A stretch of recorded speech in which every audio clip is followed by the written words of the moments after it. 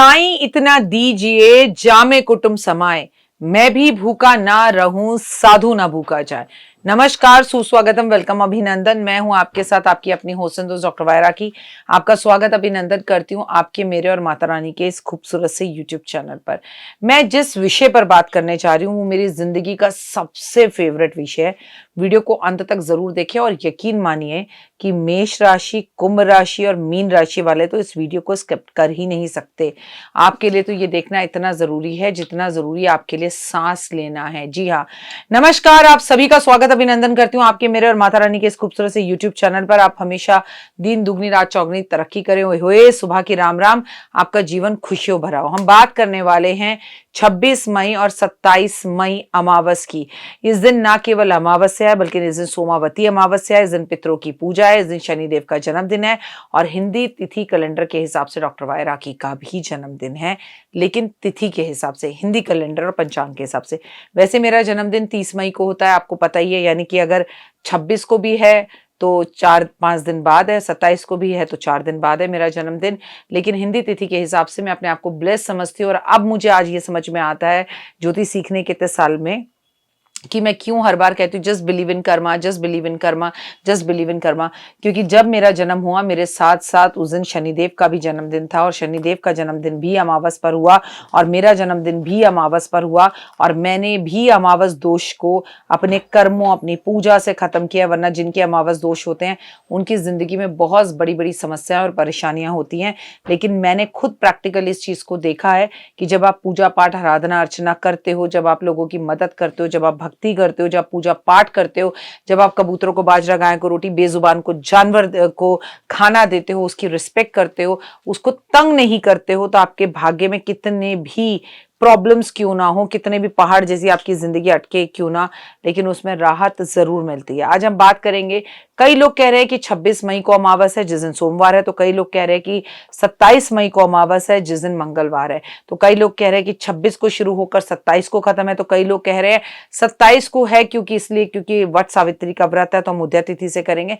तमाम तरह की बातें, लेकिन बाकायदा 26 को अमावस हो या 27 को, इससे अमावस की तिथि या उपायों में तो कोई फर्क पड़ता नहीं। लेकिन हाँ, 2 मिनट का उपाय जिंदगी बदल जाएगी। मैं आपको क्लियरली बता दूंगी कि हमें अमावस की ये पूजा, हमें वट सावित्री का ये व्रत, ये कब करना है, ये तमाम तरह की जानकारी मैं आपके साथ 2 मिनट के उपाय में शेयर कर लूंगी। लेकिन फिलहाल तो आप सभी को शनिदेव के जन्मदिन की हार्दिक शुभकामनाएं।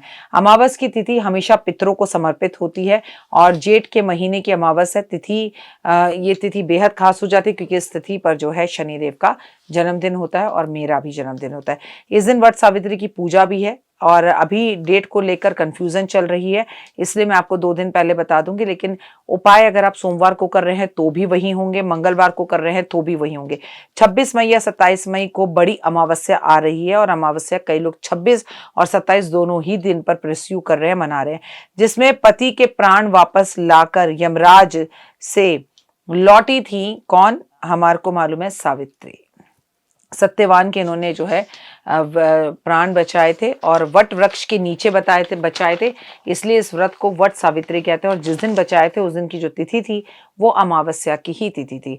इस दिन हमें वट के वृक्ष की पूजा जरूर करनी चाहिए। बिहार, यूपी, एमपी और राजस्थान के कई जगहों पर इस व्रत को मनाया जाता है। हालांकि ये व्रत हमारे यहाँ नहीं होता, लेकिन मैं आपसे हमेशा ये कहती हूँ कुछ ना करने से करना अच्छा। आप महाराष्ट्र से हैं, पंजाब से हैं, आप गुजरात से हैं, इस बात से कोई फर्क नहीं पड़ता।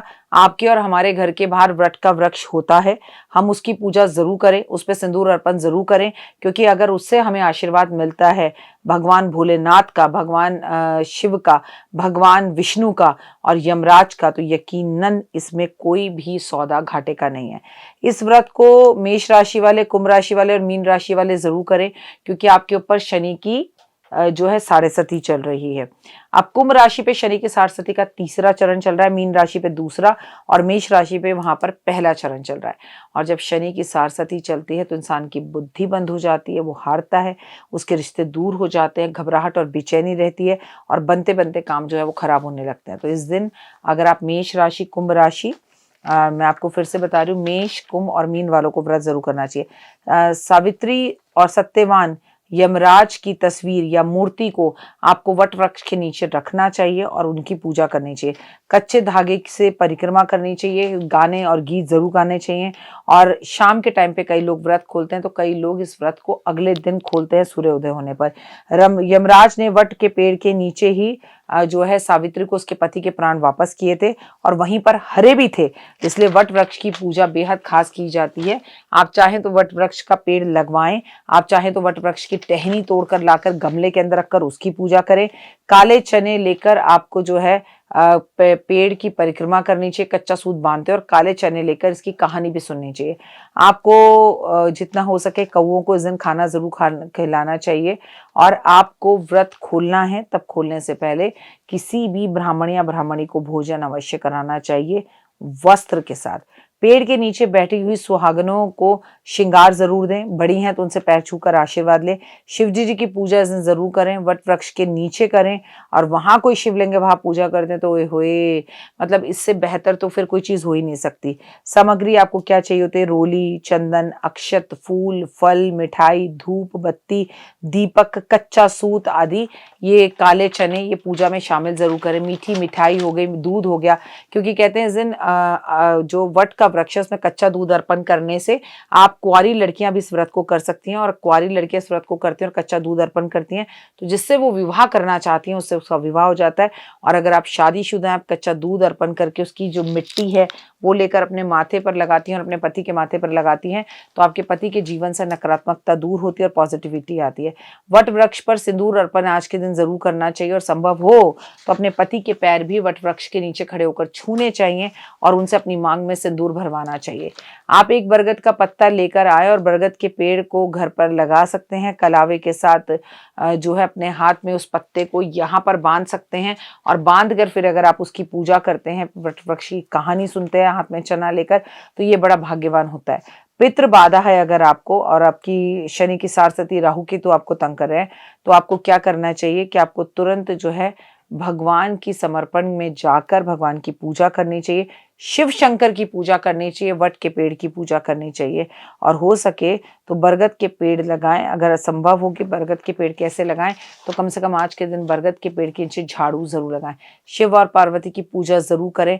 आज विश्व जो है खास विशेष मुहूर्त है, क्योंकि सोमवार का भी दिन पड़ रहा है या मंगलवार का भी दिन पड़ रहा है। सोमवार का दिन पड़ रहा है तो महावीर का सहयोग मिलेगा, मतलब महादेव का सहयोग मिलेगा, महादेव की पूजा से हमें फल मिलेगा। और अगर मंगलवार का दिन पड़ रहा है तो हनुमान जी का आशीर्वाद हमें मिलेगा, तो भी हमारे लिए काफी लाभदायक रहेगा। मतलब आप अगर इसे सोमवार पूजा कर रहे हैं तो महादेव की पूजा के साथ इस पूजा को कंटिन्यू करें, और अगर आप ये व्रत मंगलवार को कर रहे हैं तो हनुमान जी की पूजा जरूर करें और मां मंगला गौरी को सिंदूर अर्पण इस दिन जरूर करें। मैं आपको बताऊं कि शनि मंदिर में जाकर पीपल के पेड़ के पास दीपक जरूर जलाएं, अपने घर में शम्मी के पेड़ के पास दीपक जरूर जलाएं, अपनी मन की बातें अपने मन में रखें, हर किसी को ना बताएं। चार मुखी दीपक जलाएं और दक्षिण की तरफ जलाएं अपने आप घर के बाहर जाकर।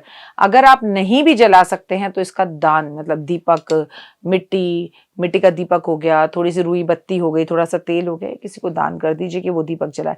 और आज आप पितरों की जो तस्वीर होती है उस पर सफेद पुष्प अर्पण जरूर करें।